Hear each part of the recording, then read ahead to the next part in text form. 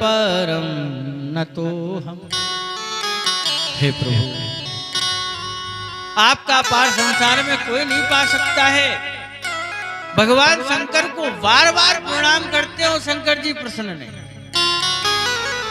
व्यास जी ने कहा, प्रभु अपराध क्या हुआ है? भगवान शंकर ने कहा, व्यास ईश्वरी धनम चोरहा, तुम्हारे घर में मेरा चोर घुसा है।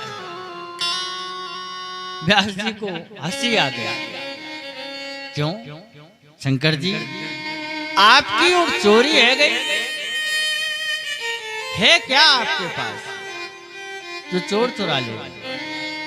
वास्तव में शंकर जी की पूरी गृहस्थी देखो तो पता क्या है। महात्मा कहते, भैया तुम आए के बर्तनों में, कपड़ों में है चर्म द्वे। शंकर जी की गृहस्थी है। बर्तन कितने? बोले एक तुमा, दो कपड़ा वो भी मृग चर्म, गहनों में है मुंडमाल। भगवान शंकर गले में मुंडमाल पहनते हैं। ब्याल तो उस खाने में, भगवान के खजाने में क्या है? बोले सर्प ही सर्प बड़े। फिर भी देखे आप, देने में दिलावर जमी आसमां तलक कोई नहीं। भगवान शंकर से बड़ा दिलावर कोई नहीं है देने में। भगवान शंकर के भक्तों ने जो मांगा वो दे डाला, ले जाओ। है? देने में दिलावर जमी आसमां तलक कोई नहीं, देखा ना ऐसा फरियाद जमाने में। शंकर जी के पास बोले, महाराज है ये क्या आपके पास? गले में सर्प डालते हो, मुंडमाल पहनते हो, पहने हो, विभूति रमाते हो, रमाए हो, नंदी पर रहते हो, साथ में है। अब और क्या चुरा ले गया चोर?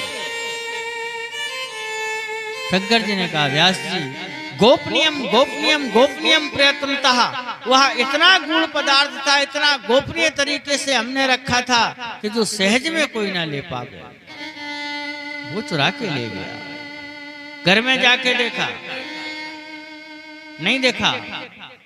शंकर जी से कहा, शंकर जी बोले पत्नी से पूछो। जैसे ही अपनी पत्नी से व्यास जी ने पूछा, व्यास जी ने आकर के कहा, महाराज क्या कोई छोटा सा जीव है? बोले हाँ। तो बोले अब तो वो समय पे आवेगा। भगवान शंकर बोले, व्यास ज्यों वो बाहर आवे हमें सौंपना। बोले ठीक है, जाओ। शंकर जी लौट के कैलाश चले आए। यहाँ 12 वर्ष बीत गए और शुक्राचार्य जी महाराज अपनी माँ के गर्भ से बाहर नहीं निकलते। एक दिन व्यास जी सामने बैठ गए, निवेदन करने लगे, अरे क्या अपनी माँ की जान ले लेगा तब बाहर निकलेगा? गर्भ से एक आवाज आई, पिताश्री चिदानंद संदोह शिवोहम शिवोहम। पिताश्री हम गर्भ से बाहर नहीं निकले। क्यों? बोले हमें भगवान की माया से बहुत डर लगता है। व्यास जी बोले चिंता मत करो, हमें बोले यही तो रोना है। सब कहते हैं हम हैं, लेकिन कोई काम आने वाला नहीं है। आप चाहते हो कि हम बाहर निकलें गर्भ से, तो भगवान अपनी माया रोकें। व्यास जी ने जाकर के भगवान से कहा, प्रभु हमारी पत्नी के गर्भ में कोई जीव है, वो कहता है ठाकुर जी अपनी माया रोकेंगे तभी हम बाहर निकलेंगे, वरना नहीं निकलेंगे। भगवान ने कहा, व्यास जी 24 अवतारों में व्यास एक अवतार है। ठाकुर जी ने कहा, व्यास तुमने हमारी लीलाओं में बड़ी मदद की है, कृपा की है, बड़ी ग्रंथों को तैयार किया है, इसलिए माया को रोक पाना तो असंभव है। मम माया दुरस्तया, लेकिन आप हमारे प्रिय हैं, इसलिए हम एक क्षण के लिए माया रोकेंगे। उससे पूछो क्या काम बनेगा? व्यास जी ने जाकर के निवेदन किया कि ठाकुर जी एक क्षण के लिए माया रोकेंगे, काम बन जाएगा। उस गर्भस्थ शिशु ने कह दिया, महाराज एक क्षण के चौथे भाग में हमारा काम बन जाएगा। भगवान ने जैसी ही माया रोकी, प्रसव की वायु चलाई, वह जीव गर्भ से बाहर निकला। बोले शुक्राचार्य जी महाराज की जय। सीधे जंगल के लिए, कोई कृत नहीं, जंगल की यात्रा कर दिए। व्यास जी चिल्ला पड़े पीछे से, यम प्रभजन्तमनुपेतमपेत कृत्यम द्वीपायनो विरह कादरया जुहावो पुत्रेति तन्मयतया तर्वोऽभिनेदुः त्वं सर्वभूतहृदयं मुनिमानतोऽस्मि। महाराज बोले मपेत कृत्यम, कोई भी उनका महाराज संस्कार नहीं, लंगोटी पहने ही नहीं, जो नाड़ी थी वो अपने कंधे पर डाल दी और जंगल के लिए चल दिए। व्यास जी पीछे से पीछा किए। महापुरुष कहते हैं कुछ देवियां स्नान कर रही थी। जब शुक्राचार्य जी निकले तो स्नान करते रहे, व्यास जी निकले तो उन्होंने कुछ मर्यादा की। व्यास ने कहा तुमको शर्म नहीं आती, अभी मेरा जवान पुत्र निकला, तब तुमने उन्हें देख करके मर्यादा नहीं की। मैं बूढ़ा व्यास निकल रहा हूं तो तुम मर्यादा कर रही हो। उन देवियों ने कहा व्यास जी क्षमा करना, आपके जो पुत्र हैं उन्हें तो ये भी पता नहीं है कि हम स्त्री हैं या पुरुष। क्यों, वो तो परमहंस हैं, लेकिन आपने संसार भोगा है। ओ व्यास को लगा हम बातों में व्यर्थ खड़े हैं, पुत्र चला जाएगा। पुनः पीछा किया, हा पुत्र चिल्लाते चले जाए। तो छोटे छोटे जो बेरी के वृक्ष थे, व्यास जी के वस्त्रों को पकड़ लिया। उन वृक्षों ने निवेदन किया व्यास जी कहाँ जा रहे हो? बोले दिखता नहीं है, मेरा जवान पुत्र चला जा रहा है। उन वृक्षों ने कहा मेरी ओर देखो, हम भी एक वर्ष में हजारों पुत्र तैयार करते हैं, क्या मेरे पास एक पुत्र रहता है? ये संसार के लोग सब लेके चले जाते हैं, कोई लाठी से, कोई डंडे से, कोई वैसे। अरे तुम एक पुत्र अपना संसार को नहीं दे सकते हो? तरबो उन वृक्षों ने व्यास जी को समझाया। व्यास जी ने उन वृक्षों की बात को सुना, सुनकर के आश्रम में लौट के आए। अब और मन नहीं लगता है। ठाकुर जी की कृपा से श्री नारद जी महाराज का आगमन हुआ। नारद जी महाराज ने कहा व्यास जी क्या बात है, आप उदास क्यों बैठे हो? बोले क्या करें, मन नहीं लगता है। और समझ में नहीं आता है क्या करूं, कौन से देवता को मानूं, किसका स्मरण करूं। कोई कहता है राम बड़े, कोई कहता है कन्हैया बड़े, कोई कहता है हनुमान जी बड़े। आप बताओ वास्तव में बड़ा कौन है? नारद जी कहते हैं व्यास जी देखो यही विडंबना हम सब की भी है। लोग कहते महाराज हम किसको माने? तो आप संसार में सभी देवताओं को माने, लेकिन इष्ट एक बनाइए। गीता कहती है अनन्या चिंतयन्तु माम ये जनाः पर्युपास्ते तेषां नित्याभिभुक्ता नाम योगक्षेमं वहाम्यहम्। अगर आप इष्ट एक बना लोगे तो होगा क्या कि वह इष्ट आपका योगक्षेम, आपको जिस चीज की आवश्यकता है क्या है वह खुद पूर्ति करता रहेगा। वो आज सोमवार सो शंकर जी, कल मंगलवार सो हनुमान जी, तो इससे काम चलने वाला नहीं। बार कोई भी हो लेकिन इष्ट पहले हो। वो नियम भी है हमारे यहाँ। संत तो कहते भैया एक के साधे सब साधे, सब साधे सब जाए। अगर आप सबके साधने के चक्कर में रहोगे तो कोई नहीं रोक पाएगा, सब भाग जाएंगे। फिर बोले जो महाराज एक हो मंगलमय हो उनको साधिए और इष्ट आपका मजबूत हो जाएगा। इष्ट के लिए आप नित्य कुछ ना कुछ करोगे तो क्या करेगा इष्ट? गोस्वामी जी कहते हैं भैया करहूं सदा तिनकी रखवारी। करहु सदा तिन की रखवाली। करहु सदा तिन के रखवारे, करहु सदा तिन की रखवाली। जिन बालक महतारा, जिन बालक हे महतारी, जिन बालक हे महतारी। जैसे एक माँ अपने बालक की शिशु की रक्षा करती है, वैसे ही भगवान अपने भक्त की रक्षा करते हैं। नारद जी महाराज ने बड़ा सुंदर निवेदन किया। नारद जी से व्यास जी ने कहा, मेरा मन नहीं लगता है। क्यों? बोले मैंने 17 पुराणों की रचना कर दी, 6 शास्त्र लिख दिए, फिर भी मन शांत नहीं है। नारद जी बोले तो एक काम करो व्यास जी। बोले क्या? बोले आप संतों के चरित्र को गाओ। संतों के चरित्र को? बोले हाँ। और अपना ही पूर्वजन्म व्यास जी ने सुनाया। व्यास जी, हम जो आपके सामने नारद बने खड़े हैं, ये संतों की कृपा से खड़े हैं। मेरे हाथों में ये जो वीणा है, ये भगवती श्री रासेश्वरी ने स्वयं दी है, वो भी संतों की कृपा से। देव दत्ता में मां वीणा, स्वर ब्रह्मा विभूषित। नारद जी महाराज के उपदेशानुसार नारद जी ने व्यास जी को चतुश्लोक की भागवत दी, 4 श्लोक। व्यास शब्द का अर्थ होता है जो विस्तार करे, उसका नाम है व्यास। व्यास जी महाराज ग्रंथ की रचना करने को तैयार हैं। बोले लिखेगा कौन? तो गणेश जी महाराज का स्मरण। गणेश जी महाराज ने एक शर्त रखी कि व्यास जी जहां तुम रुक जाओगे वहीं लिखना बंद कर दो। बोले ठीक है।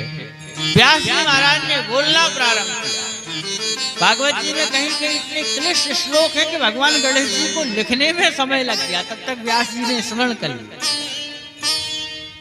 और लिखना प्रारंभ किया। महाराज 18,000 महामंत्र, 12 स्कंध, यह दिव्य संहिता तैयार कर दी।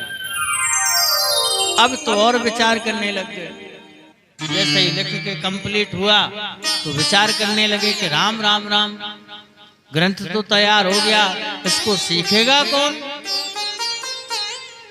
तब तक ठाकुर जी की इच्छा से 2 ब्रह्मचारी आ गए। उन ब्रह्मचारियों ने कहा, गुरुदेव हम जंगल में समझा लेने के लिए जाते हैं। बोले हाँ। तो बोले हमें जंगल में डर लगता है, कृपा करके ऐसे कोई मंत्र बताओ जिससे हमको डर ना लगे और मन प्रसन्न हो जाए। बोले चलो। गुरुदेव ने दोनों ब्रह्मचारियों को एक एक श्लोक सिखा दिया। एक में भगवान का प्रभाव है, सौंदर्य वर्णन है। दूसरे श्लोक में भगवान का स्वभाव है। दोनों ब्रह्मचारियों ने एक एक मंत्र सीखा। जंगल में समझा ले रहे हैं, वहीं झाड़ियों में निर्गुण निराकार का श्री शुकाचार्य जी चिंतन कर रहे हैं। अभी ईश्वर जानते नहीं है कैसा है। झाड़ियों में बैठे हैं। पहले ब्रह्मचारी ने पहला मंत्र गाया, बरहा पीड़म नटवर बपु कर्ण्यो कर्णकारं बिभ्रतवासा कनक कपशं वेदयन्तीं च मालाम् रन्ध्रान वेणुर्मधुर सुधया पूरयन् गोपवृन्दै वृन्दारण्यं स्वपदरमणं प्राविशद गीतकीर्ति। क्या अलौकिक श्रृंगार! बरहा पीडम नटवर बपु, बर कहते हैं दूल्हे को। जब कोई दूल्हा महाराज जिस दिन दूल्हा बनता है, देखो कितना श्रृंगार करता है। महात्मा तो कहते भैया मिनटों पे सेंट, पेंट पे पेंट बदल डाले दूल्हा। हमारे कन्हैया बोले बहुत सुंदर है। बरेहा पीडम नटवर बपू, श्रृंगार बोले बड़े बड़े कजरारे नेत्र हैं। भगवान सुंदर बैजंती की गले में माला डाली, पीतांबर पड़ा हुआ है ठाकुर जी, अधरोष्ट पर मुरली रखी है। प्यारे कन्हैया के मस्तिष्क पर मोर मुकुट सुशोभित हो रहा है। हल्की सी टेढ़ी गर्दन की है प्यारे, और अपने अधरों पर उस प्यारी मुरली को बजाते हैं। भगवान के आगे आगे गाय चल रही है। गाय के चरणों से दिव्य रज उड़ के भगवान के मत्थे पे शोभित हो रही है, और थोड़ी थोड़ी पसीना की बूंद भगवान के मत्थे पे यूं सुशोभित हो रही है जैसे शरद ऋतु में सवेरे सवेरे घास के ऊपर ये जो बूंद पड़ी रहती ना, तो मोती के जैसी लगती है। महाराज क्या श्रृंगार किया है भगवान का। वास्तव में ठाकुर जी के श्रृंगार का कहना क्या, श्रृंगार तो बिहारी जी ने किया। वृंदावन में संत, वृंदावन की गोपियां आज भी चिंतन करते हैं। आप कभी बिहारी जी दर्शन करने जाना, वो बिहारी जी का क्या श्रृंगार है महाराज। वो बिहारी जी के सबसे अच्छे क्या है पता आपको? बिहारी जी के जो नेत्र हैं उनका तो कहना ही क्या है।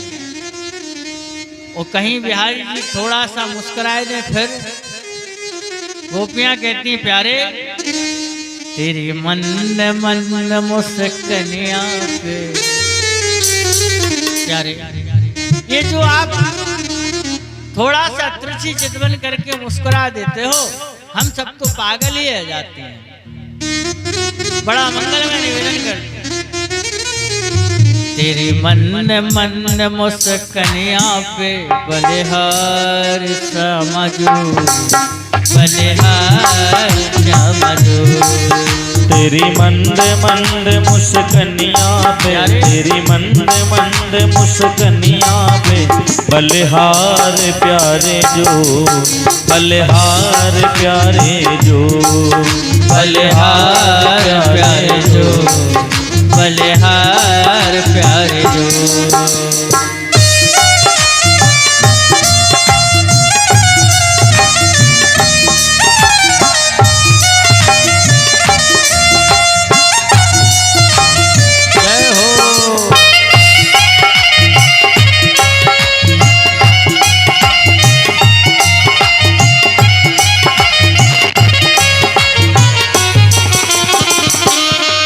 तेरे बाल अजब घुंघरारे लगते हैं बादल कारे। तेरे बाल अजब घुंघराले लगते हैं बादल काले। तेरे बाल अजब घुंघराले लगते हैं बादल कारे। तेरे बाल अजब घुंघराले लगते हैं बादल काले। तेरी तिरछी सी चितवनिया पे, तेरी तिरछी सी चितवनिया पे, तेरी तिरछी सी चितवनिया पे, तेरी तिरछी सी चितवनिया पे बलिहार प्यारे जो, बलिहार प्यारे जो, बलिहार प्यारे जो, बलिहार प्यारे जो।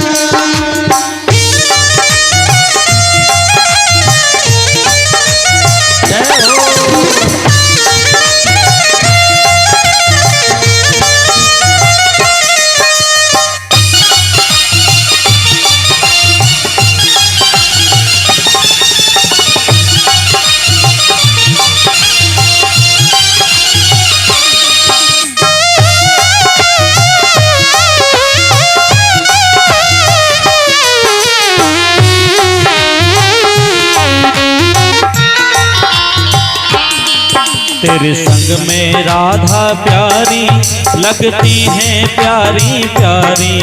तेरे संग में राधा प्यारे लगते हैं प्यारे प्यारे। तेरे संग में राधा प्यारी लगती हैं प्यारी प्यारी। तेरे संग में राधा प्यारे लगते हैं प्यारे प्यारे। तेरी मोर मुकुट कर धनिया पे, तेरे मोर मुकुट कर धनिया पे, ओ तेरी मोर मुकुट कर धनिया पे, तेरे मोर मुकुट कर धनिया पे। बलिहार प्यारे जो, बलिहार प्यारे जो, बलिहार प्यारे जो, बलिहार प्यारे जो। तेरी मंद मंद मुस्कनिया पे, तेरी मंद मंद मुस्कनिया पे, बलिहार प्यारे जो, बलिहार प्यारे जो, बलिहार प्यारे जो, बलिहार प्यारे जो, बलिहार प्यारे जो, बलिहार प्यारे जो, बलिहार प्यारे जो, बलिहार प्यारे जो। बोलो बाकी बिहारी लाल की जय। जैसे ही दिव्य मंगल में भगवान की इस आभा कांति का वह श्लोक गाया, परमहंस श्री शुकाचार्य जी महाराज के कानों में वो मंत्र पड़ा। उस मंत्र को सुन के खड़े हो गए, लेकिन थोड़ी ही देर बाद फिर बैठ गए। लोगों ने कहा भाई ये बात समझ में नहीं आई। सुखदेव जी समझ गए कि इतना सौंदर्यवान कोई हो सकता है तो वो ईश्वर। खड़े हो गए, फिर बैठे क्यों? बोले भैया कारण है। क्या? शुकाचार्य जी मानो निवेदन करते हैं कि भले ही ये सौंदर्य में बहुत सुंदर है, लेकिन दोष है किसी की सुंदरता पे मरना, ये सबसे बड़ा खतरा है। कारण बोले जिनकी अच्छी सूरत होती है उनको बड़ा गुरूर होता। वो बेवजह कश्ती नहीं डूबती, कोई इशारा जरूर होता। ये व्यक्ति शरीर से तो सुंदर है, लेकिन स्वभाव से मरना है तो स्वभाव पे मरो। पता चले कि स्वरूप से बहुत अच्छा सुंदर है, स्वभाव एकदम बेकार, तो सब काम बिगड़ जाएगा। अगर आपको यकीन नहीं तो हमारे यहाँ दो प्रमाण हैं सुंदरता के। महाराज दशरथ त्रेता में जो स्वरूप मालिनी से विवाह किया, जिनका नाम आप लोग कैकेयी के नाम से जानते हो। कैकेयी का सही नाम स्वरूप मालिनी है, जो बहुत सुंदर थे। महाराज दशरथ ने केवल सुंदरता के कारण विवाह कर लिया। वो परिणाम क्या निकला सबको पता है। भागवत जी में महाराज उत्तानपाद, जिन्होंने दूसरा विवाह जो सुरुचि से किया, ये भी बहुत सुंदर थे, लेकिन ये तन के सुंदर थे, मन के सुंदर एक नहीं। शुकाचार्य जी इसलिए बैठ गए कि ये स्वरूप के तो सुंदर हैं, लेकिन मन पता नहीं स्वभाव कैसा है। तब तक दूसरे ब्रह्मचारी ने दूसरा मंत्र गाया, अहो बकीयम स्तन काले कूटम जिघांसया पायदप्य साधु लेभे गतिम धातृचितां ततोन्यम कंबा दयालुम शरणं ब्रजे। क्या बात है, क्या स्वभाव है। बोले आहो बकी। बकी नाम की पूतना अपने स्तनों में कालकूट नाम का जहर का लेपन करके आई। स्तन कालकूटम आई किस भाव से? कन्हैया को हम ये जहर पिलाएंगे, मारेंगे। लेवे गतिम धातृचिताम ततोन्यम। ओन परमात्मा की महाराज देखो क्या दिव्य व्यवस्था है। आई पूतन मारने कछु कालकूट लगाए, तो मात की गति दीनी प्रभु ऐसे यादव जो पुत्रा भगवान को मारने के लिए आई है, उस पुत्रा को ठाकुर जी वो गति दे रहे हैं जो यशोदा को देनी है। ऐसा स्वभाव। वास्तव में भगवान के स्वभाव के लिए तो गोस्वामी जी लिखते हैं, बोले अस स्वभाव कहूं सुनो न देखो। क्या स्वभाव है हमारे परमात्मा का। राम कथा की कथा है, जब युद्ध हो रहा है राम जी का रावण से, रावण का रथ टूट गया राम जी के बाणों से, रावण मूर्छित होकर जमीन पे गिर गया। राम जी पहुंचे, रावण के पास पहुंच के उसके सर पे हाथ घुमाया, दशग्रीव आज युद्ध करते करते आप युद्ध में आपका रथ टूट गया, आप भी मूर्छित हो गए, इसलिए चिंता मत करो दशानन, तुम आज लंका चले जाओ और आराम करना, जब स्वस्थ हो जाओ तो लौट के आ जाना, हम आपका इंतजार करेंगे। रावण जब लंका में पहुंचा, देखो रावण ने समग्र जीवन लोगों को रुलाया है, रोया कभी नहीं है। मंदोदरी ने 19 बार रावण को समझाया, लेकिन समझ में नहीं आया कि राम जी से युद्ध ना करो। आज रावण रात्रि में पड़ा पड़ा रो रहा है, तो मंदोदरी को लगा कि इसके पुत्र समाप्त हो गए, पूरा वंश चला गया है, शायद कष्ट हो रहा हो। तो मंदोदरी ने पहुंच करके पूछा, प्रभु क्या बात है, आज आपकी आंखों में आंसू कैसे। रावण रो पड़ा, बोला मंदोदरी लोग कहते हैं कि पुत्र हो तो राम जैसा हो, लोग कहते हैं कि मित्र हो तो राम जैसा हो, लोग कहते हैं स्वामी हो तो राम जैसा हो मंदोदरी, लेकिन हम तो कहेंगे कि शत्रु भी हो तो राम जैसा हो। अस स्वभाव, क्या बात है उनके स्वभाव की। जो ठाकुर जी महाराज पूतना जैसी राक्षसी जो भगवान को मारने आई है, बोले मातु की गति दीनी प्रभु, ऐसे यादव राय। जैसे ही उस महामंत्र को शुकाचार्य जी ने सुना, खड़े हो गए, ब्रह्मचारियों के सामने आ गए, भैया और सुनाओ क्या। बोले ये जो मंत्र आप सुना रहे थे, बोले बस मेरे पास तो इतने ही है, यदि अगर आपको और सीखना है और सुनना है तो मेरे साथ चलो मेरे गुरुदेव के पास। कितने हैं? 10-50? अरे बोले 50 बात छोड़ो, हजारों में बात करो। ऐसे महामंत्र 18,000 हैं गुरुदेव के पास। शुकाचार्य जी ने कहा चलो बन गई बात। पूज्य श्री सुखदेव जी उन ब्रह्मचारियों के साथ में व्यास जी के आश्रम पधारे। उन ब्रह्मचारियों ने पूरा वृतांत बताया। तो जैसे ही व्यास जी की नजर शुकाचार्य जी पे पड़ी, मन प्रसन्न हो गया, ये तो हमारे ही पुत्र हैं। सुखदेव जी ने प्रणाम किया और कहा गुरुदेव अब आप हमें यह मंगलमय संहिता तैयार कराओ।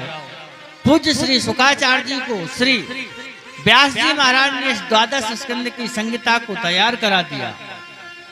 सुखदेव जी भागवत जी को तैयार करके जंगल चले गए। भागवत का वक्ता तो तैयार हो गया, लेकिन श्रोता कौन है? श्री सूत जी महाराज कहते हैं महर्षियों, महाभारत का समय चल रहा है। वो महाभारत अंतिम चरण में। महाभारत हुआ किस किस में है? कौरव और पांडवों के बीच में। महापुरुषों की बहुत अच्छी सोच। कौरव कितने हैं? कितने थे कौरव? 100। अच्छा 100 मानी होता क्या है? आप लोग कह रहे हैं 100 मानी होता क्या है? 100 मानी मुर्दा। वो पांडव कितने हैं? 5। जब तक ये 105 हैं तब तक ही कौरव जीवित हैं। ये 5 अलग कर दो, कौरव तो वैसे ही मरे हैं। भाई 100 है तो 100 मानी मुर्दा। 99 कौरव मारे जा चुके हैं, एक मात्र बचा है जिसका नाम दुर्योधन है। वो भी रणभूमि में पड़ा है अधमरा। दादा भीम ने अपनी गदा से उसकी जंघाओं को तोड़ दिया है। इसने रणभूमि में महाराज को घोषणा कर रखी है, क्या भारत में ऐसा कोई वीर नहीं बचा जो पांडवों का वध कर सके? ठाकुर जी की बड़ी मंगलमय लीला। महाराज, इसका एक मित्र है जिसका नाम अश्वत्थामा है, वो आया। इसने कहा, मित्र तुम चिंता मत करो, तुम्हारे संकल्प को पूरा हम करेंगे। बोले कैसे? जो तुम्हें पता है बड़े बड़े महापुरुषों ने जो काम नहीं कर पाया वो तुम कैसे कर पाओगे? महाराज श्री स्वयं आपके पिताश्री द्रोणाचार्य, कृपाचार्य, पितामह भीष्म जैसे उनको नहीं मार पाए, तुम कैसे वध करोगे? इसने कहा, मित्र मैंने एक नीति देखी है। क्या? बोले मैंने